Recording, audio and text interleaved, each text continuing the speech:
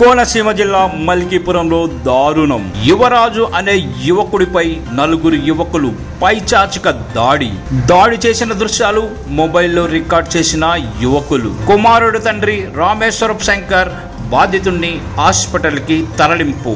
మల్కీపురం పోలీసులకు ఫిర్యాదు. ఒక అమ్మాయి విషయంలో తలెత్తిన వివాదంగా ఈ ఘటన తెలుస్తోంది. దాడికి పాల్పడిన రాజు అనే యువకుడితో పాటు మరో ముగ్గురిపై కేసు నమోదు. బాధితులు ఈస్ట్ గోదావరి జిల్లా మల్కీపురం AFDT జూనియర్ కళాశాలలో చదువుతున్న విద్యార్థి అనే సమాచారం. అమ్మాయికి మెసేజ్ చేశాడని యువకుడిపై వారు పాశవికంగా దాడి. కోనసీమ జిల్లా మల్కీపురంలో దారుణం. యువరాజు అనే యువకుడిపై నలుగురు యువకులు పైచాచిక దాడి చేసిన దృశ్యాలు మొబైల్లో రికార్డ్ చేసిన యువకులు. కుమారుడు తండ్రి రామేశ్వరపు శంకర్ బాధితుణ్ణి హాస్పిటల్కి తరలింపు. మల్కీపురం పోలీసులకు ఫిర్యాదు. ఒక అమ్మాయి విషయంలో తలెత్తిన వివాదంగా ఈ ఘటన తెలుస్తోంది. దాడికి పాల్పడిన రాజు అనే యువకుడితో పాటు మరో ముగ్గురిపై కేసు నమోదు.